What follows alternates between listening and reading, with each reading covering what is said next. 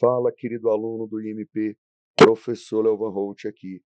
E neste podcast nós vamos revisar o assunto do direito constitucional que está presente nos artigos 53 a 56 da Constituição, Estatuto dos Congressistas, tá bom, gente? E eu já começo afirmando que ah, o Estatuto dos Congressistas são direitos e deveres que a Constituição traz para os deputados e senadores, e existem muitas prerrogativas que são dadas aos congressistas. Existe a prerrogativa de foro, né, ou foro especial por prerrogativa de função no Supremo Tribunal Federal.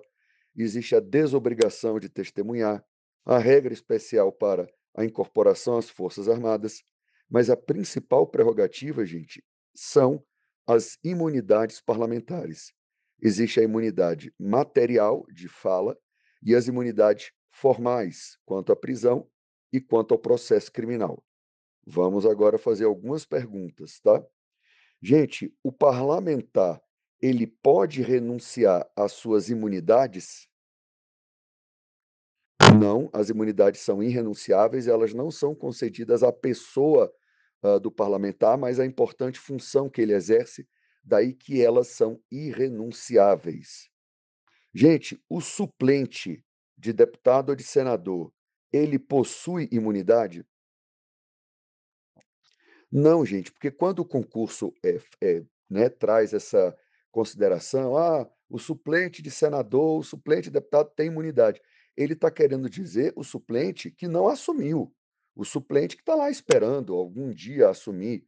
Quando o suplente assume, aí ele tem tudo, gente.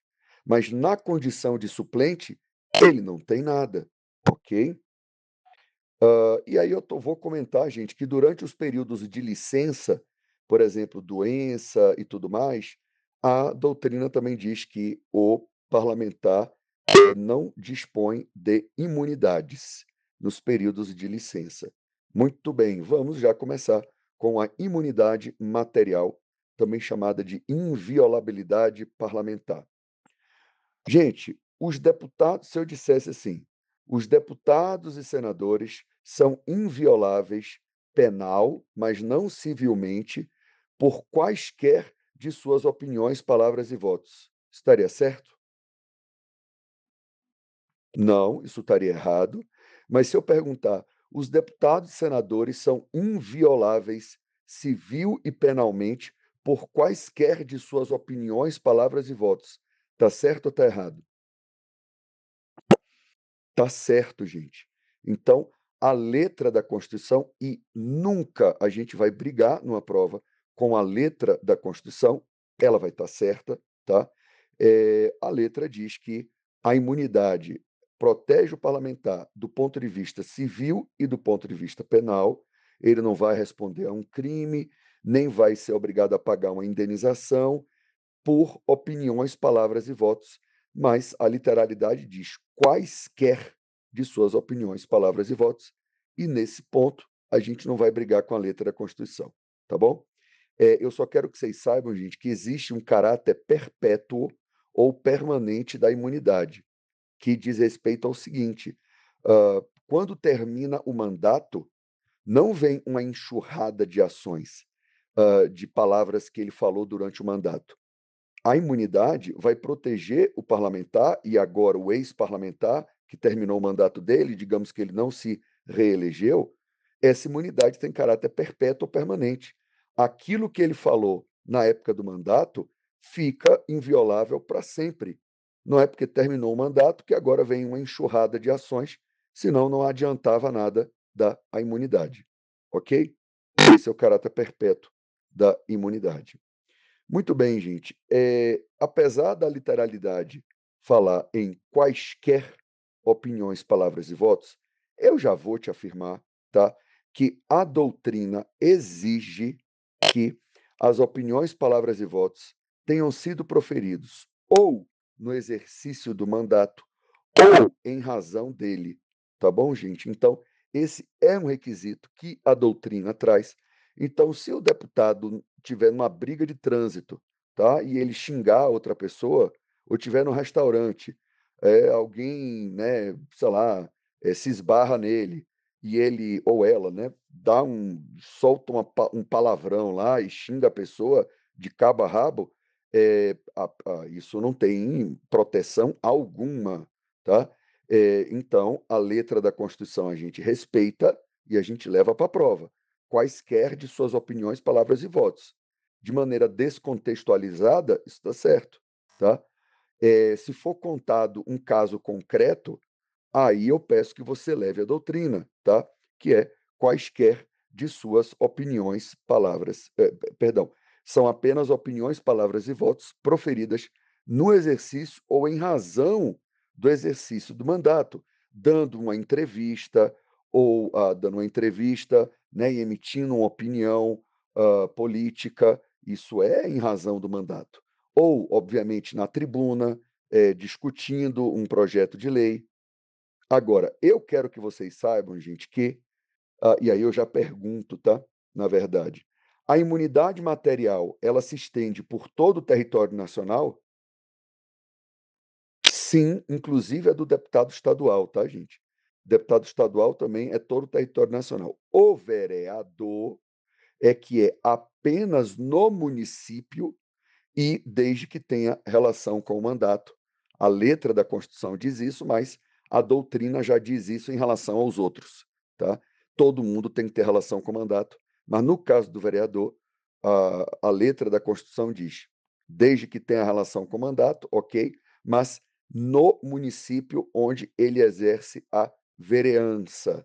Então, aí tem uma restrição territorial. Muito bem, gente. E o Supremo tem uma jurisprudência, e aí eu pediria que vocês levassem essa jurisprudência que eu vou explicar, tá bom, gente?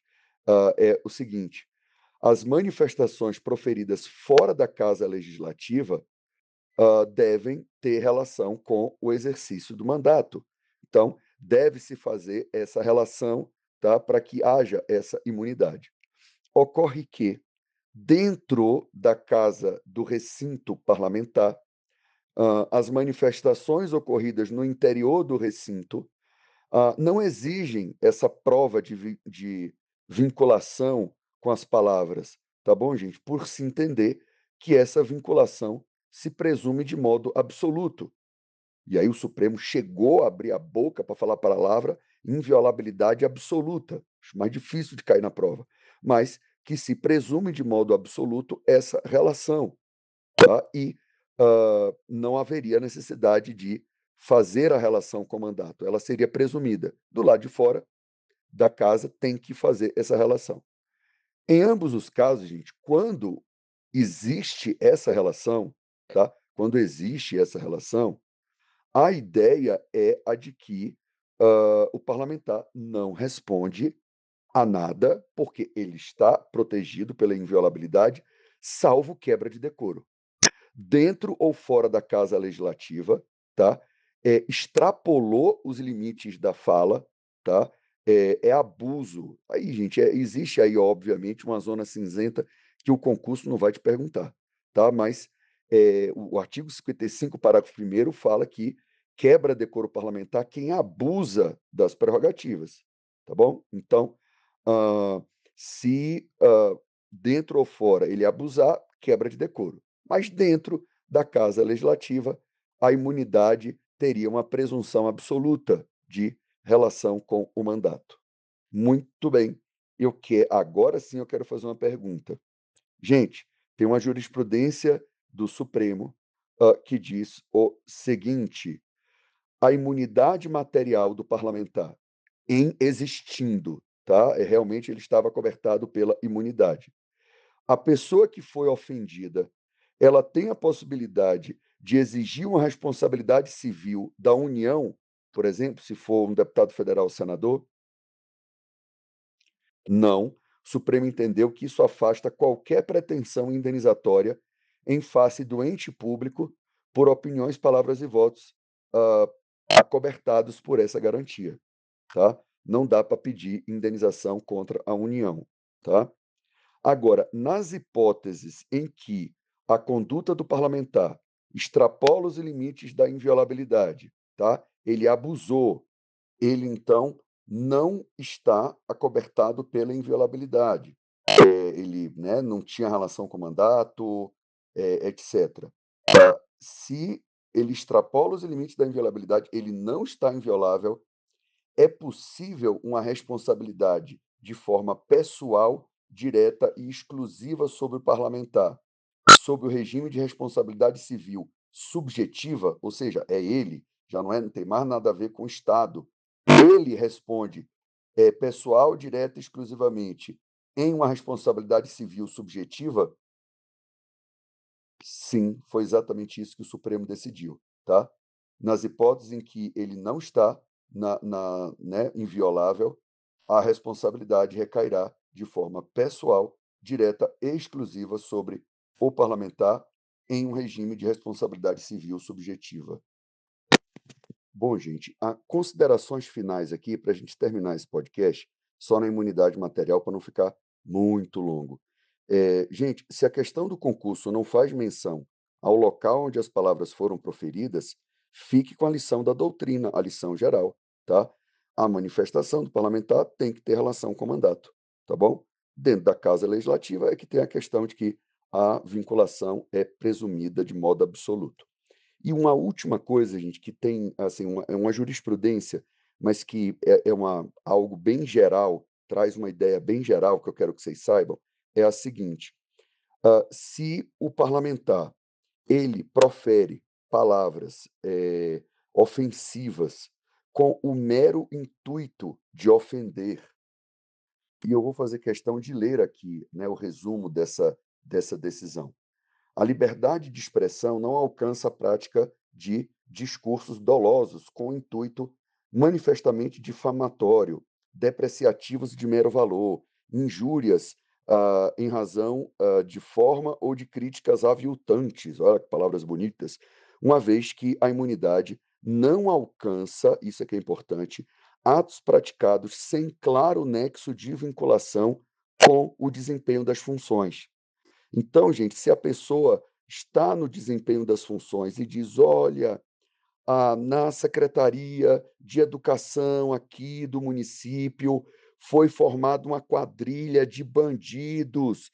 O secretário está, né, desviando dinheiro público da merenda escolar". Gente, chamou de bandido, chamou de quadrilheiro, mas dentro da função parlamentar, de fiscalização. Agora, é diferente de dizer: "O secretário de educação é um vagabundo, um descarado, um salafrário, um gente, você só está xingando o rapaz. Então, a ideia e o concurso não vai te botar numa zona cinzenta, gente. Se, tecer críticas fortes, chegar até o ponto, né, de ter algum ali uma se exacerbou um pouco, chamou de ladrão, chamou de, né, algo relacionado a uma função fiscalizatória, tá, uma função legislativa, e isso vai estar claro na questão.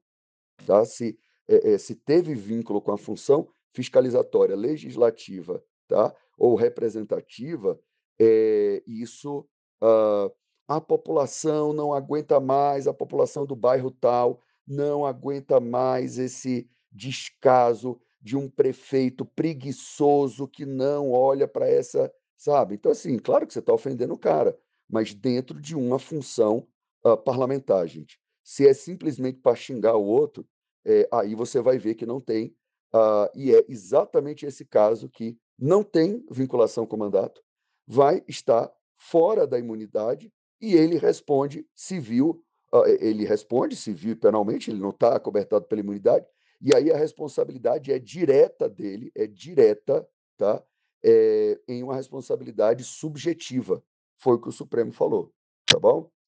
Isso que nós temos que saber sobre a inviolabilidade material, e aí vamos dar uma pausa para a gente ir para a imunidade formal.